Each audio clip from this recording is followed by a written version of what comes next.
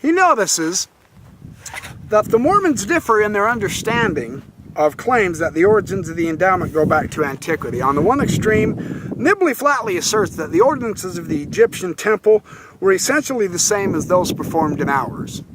Well, there's been Masonic researchers who claim that same principle with Freemasonry,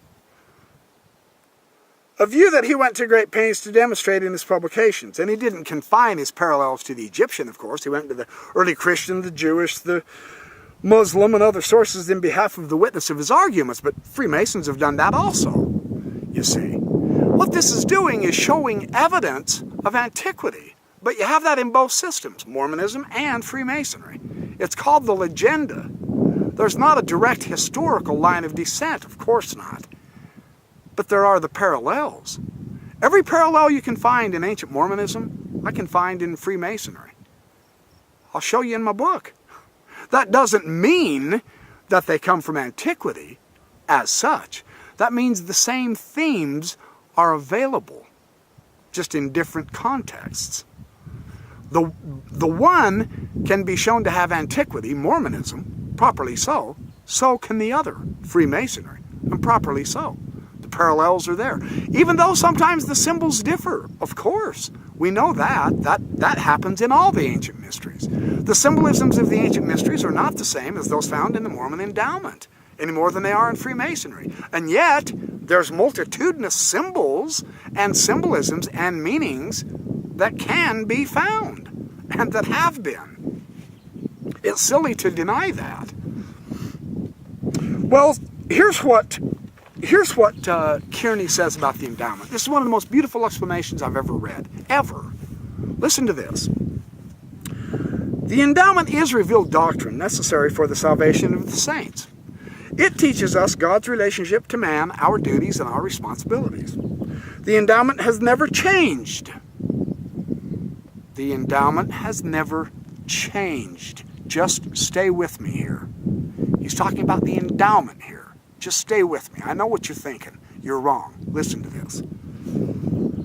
When you think about it, what the endowment is are commitments to the law of sacrifice, to the law of consecration, to the law of chastity. These things are fixed. And these things can be found throughout every dispensation of time. That is the endowment. Now, we have the endowment, and then we have the messenger, the ritual. How the endowment is taught, and this is where I believe Masonry played a part. Joseph Smith sat in lodge. He watched as humble farmers, most of whom he knew probably couldn't read and write well-learned, complicated, difficult ritual. He said in his mind, this is how I'll do it. This is how I'll teach the endowment to the saints. Why? Because they already knew the ritual. They knew they wouldn't pay attention to the ritual, they'd pay attention to the message because they already knew the ritual. And so, that is that kind of a genesis, that ritualistic form, that asking of questions back and forth that we get. All of that comes as Joseph Smith tries to communicate these truths. And if you want proof that these men weren't learned, that they probably wouldn't understand a lot of information in the written rituals, all you have to do is read Heber C. Kimball's journal. That man couldn't spell worth spit. It's difficult as all get out to read. I've been reading it lately, and it's magnificent stuff. But the endowment are those commitments to principles. The endowment is not the symbolisms, and the endowment is not the ritual. That's how you teach the truths through allegory and symbolism. That is pure Masonry. And that's how Joseph Smith could very well have done it. That's one of the most beautiful explanations I've ever read anywhere. There's no threat to Mormonism from Freemasonry, to its authenticity, to its very real revelation, any more than there's any threat to Masonry from Mormonism.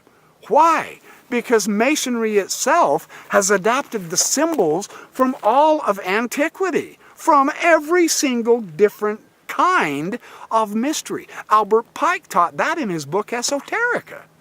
Thank you to Arturo de Hoyos for putting that book in our hands. It's a wonderful read. Absolutely delightful. Just like Hugh Nibley's books are wonderful to read, absolutely delightful, on the endowment. Freemasonry does not compete with Mormonism. Freemasonry has absolutely nothing to do with the authenticity of Mormonism. Mormonism has absolutely nothing to do with the authenticity of Freemasonry. Freemasonry is a brotherhood. And I know Matt Brown in his book minimizes that. Jesus Christ emphatically taught that. Love the Lord your God, love your neighbor as yourself.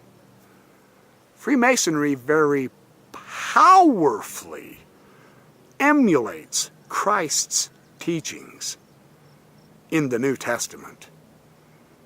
That I can testify of. I know. I'm a Mason. Mormonism emphatically teaches about the relationship of God and man through the endowment. That I know and I testify of. I know that because I've experienced the endowment as well. I'm involved in both subjects on a personal level. I've been in Mormonism my whole life. I've been in Freemasonry for a year. I read something new every day in both subjects, and it's absolutely delightful for me, but I love to learn. Again, a very fundamental Freemasonic concept and a very fundamental Mormon concept. I'll show in my book more and more the influences, the serious possibilities that Joseph Smith had. You can't deny those and be credible. And that's the exciting part about it.